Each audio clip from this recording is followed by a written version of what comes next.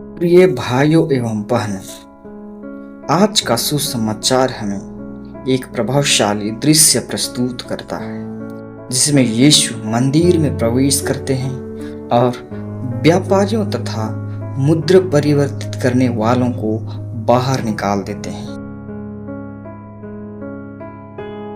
यह सुसमाचार का यह अंश हमारे लिए प्रार्थना की पवित्रता, धार्मिक प्रथाओं के भ्रष्टाचार और विश्वासियों के जीवन में मंदिर के गहरे अर्थ के बारे में एक शक्तिशाली संदेश प्रस्तुत करता है। यीशु अपनी क्रिया और शब्दों के माध्यम से हमें केवल भौतिक मंदिर की महत्ता नहीं बल्कि अपने शरीर के रूप में नए मंदिर का भी परिचय देते हैं, जो प्रार्थना का नया केंद्र और उद्धार का साधन बनेगा।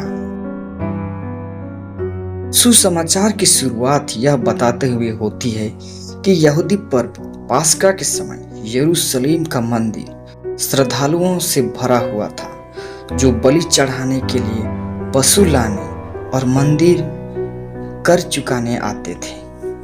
मंदिर जो प्रार्थना का घर होना चाहिए था, अब वह एक बाजार बन चुका था।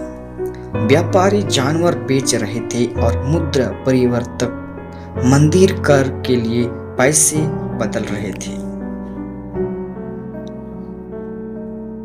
यीशु का इस दृश्य पर प्रतिक्रिया एक धार्मिक क्रोध था। वह रस्सियों से एक कोड़ा बनाते हैं और व्यापारियों और मुद्रा परिवर्तकों को बाहर निकाल देते हैं। उनके टेबल पलट देते हैं और सिक्के बिखेर देते हैं। वह कहते हैं, इन्हें यहां से ले जाओ, मेरे पिता का घर व्यापार का घर ना बनाओ। यह एक जबरदस्त प्रदर्शन है जो यह दिखाता है कि यीशु प्रार्थना की पवित्रता और परमेश्वर के घर के प्रति कितने समर्पित हैं, क्योंकि मंदिर का उद्देश्य था लोगों को परमेश्वर से मिलने और उनसे एक गहरा संबंध स्थापित करने का अवसर प्रदान करना। लेकिन यह अब व्यावसायिक लाभ और स्वार्थ का केंद्र बन चुका था। यहूदी धार्मिक कृत्य अब भक्ति और श्रद्धा के बजाय व्यापार और लाभ में बदल गए थे। हमें यह भी आत्म मंथन करना चाहिए कि हम आज प्रार्थना के प्रति किस दृष्टिकोण से आते हैं। क्या हम परमेश्वर के पास सच्चे भक्ति भाव से आते हैं या प्रार्थना को एक अनिवार्य कार्य समझकर मात्र शारीरिक रूप से उपस्थित होते हैं। यीशु हमें हमारी प्रार्थना की शुद्धता पर विचार करने और इसे सम्मान और श्रद्धा के साथ अर्पित करने की आह्वान करते हैं। यीशु हमें आगे नई मंदिर का संकेत देते हैं। मंदिर की सफाई के बाद यहूदी नेताओं ने यीशु से पूछा, तुम यह काम क्यों करते हो? तुम्हारे पास ऐसा कौन सा चिन्ह है जिससे तुम यह प्रमाणित कर सको कि तुम यह कर रहे हो? यीशु ने एक रहस्यमय उत्तर दिया, इस मंदिर को नष्ट कर दो और मैं इसे 3 दिन में फिर से बना दूंगा। यह सुनकर यहूदी हैरान हो जाते हैं, क्योंकि वे सोचते हैं कि यीशु मंदिर के भौतिक भवन की बात कर रहे हैं जो 46 वर्षों से बन रहा था। लेकिन यह सुसमाचार स्पष्ट करते हैं वह अपने शरीर के मंदिर की बात कर रहे थे। यहाँ यीशु हमें एक गहरे सत्य का आभास कराते हैं। मंदिर अपने संप्रभुत्व के बावजूद केवल उस सच्चे मंदिर का प्रतीक था जो यीशु स्वयं है। उनका शरीर ही सच्चा मंदिर है और उसी शरीर में परमेश्वर का वास है। उनका मृत्यु और पुनरुत्थान पुराने मंदिर के सभी बलि प्रथाओं का पूर्ण करेगा और वह हमारे पापों का अंतिम बलिदान बनेगा। यह हम ईसाइयों के लिए एक महत्वपूर्ण क्षण है। यीशु ने केवल मंदिर की सफाई नहीं की बल्कि उसने उसे पूरी तरह से नए रूप में रूपांतरित किया।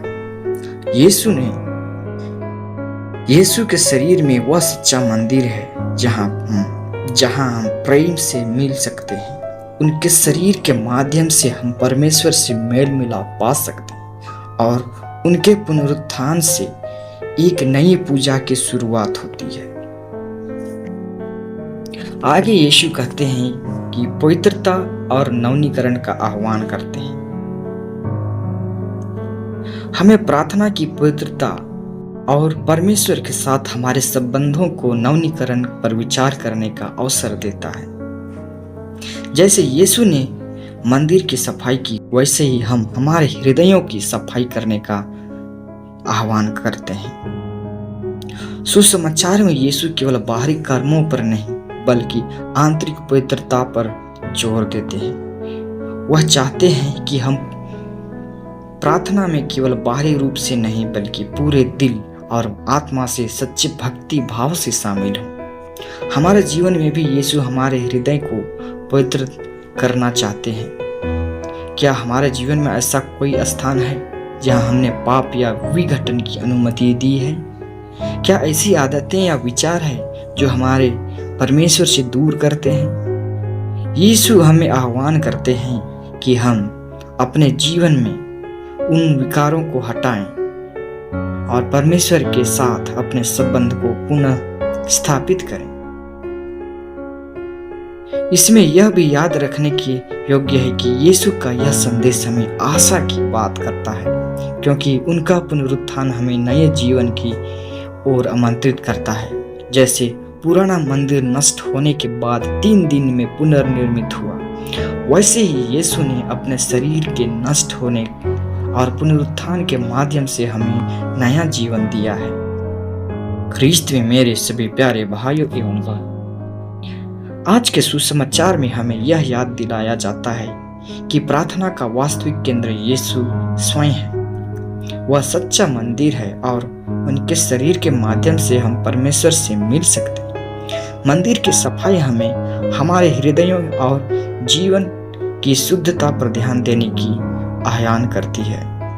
आइए हम अपने जीवन में यीशु को स्थान दें और उन्हें हमारे हृदय की सफाई का अवसर दें, ताकि हम अपने जीवन को परमेश्वर के सामने पवित्र और समर्पित के रूप में प्रस्तुत कर सकें। आइए प्रभु यीशु से प्रार्थना करते हैं कि हम सच्चे भक्ति भाव से उनके पास आएं और अपने जीवन को उनके पवित्र कार्य में अर्पित करें। आमीन।